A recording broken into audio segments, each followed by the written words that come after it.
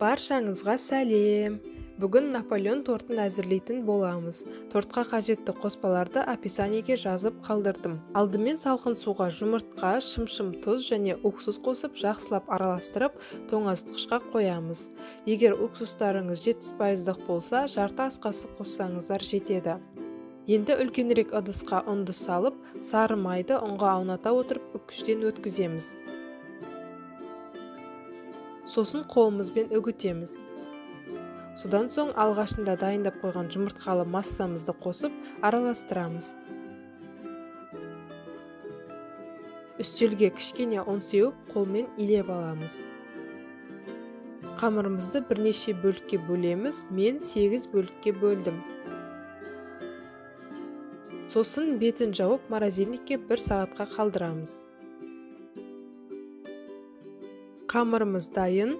Пергамент қағазына кішкене ұн сеуіп, қамырымызды барынша жұқа етіп жаямыз.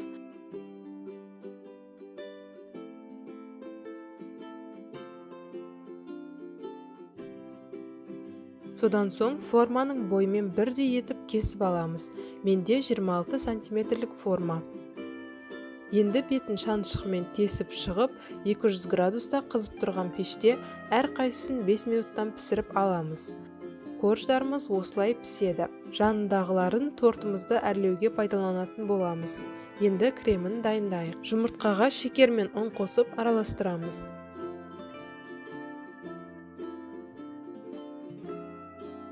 Сосын сүттің жарты бөлігін құйып, бір келкі болғанша жақсылап қозғаймыз. Содан соң сүттің қалған бөлігін қосамыз. Баяу отта үнемі қозғай отырып, креміміздің қоюланғанын күтеміз. Шамамен 15-20 минуттан соң крем дайын болады.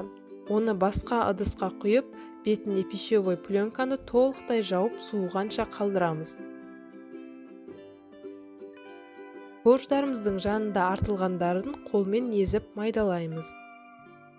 Суыған кремімізді кішкене миксерлеп, бөлме температурасындағы сары майды қосып, жақсылап араластырамыз. Осындай сұйық крем болады. Тарелкаға коржымызды салып, әрқайсына 4-5 қасықтан крем құйып, тортымызды жинаймыз. Тортты жинау үшін форманы қолданамыз, сонда корждарымыз жылжып кетпейді. Бетіне толықтай крем жағып біткен соң, майдаланған корждарды бетіне және жанына сеуіп шығамыз. Содан соң 1 сағатқа тоңазытқышқа қалдырамыз. Сонда кремі жақсылап сіңіп, тортымыз дәмді болады.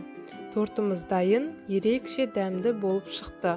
Жасап көріңіздер. Сіздермен бірге болған Айнура. Рецептлерім ұнаса, каналыма тіркеліп, видеоларыма лайк басып, пікір қалдырыңыздар. Және достарыңызбен бөлісуді ұмытпаңыздар. Назарларыңызға рахмет.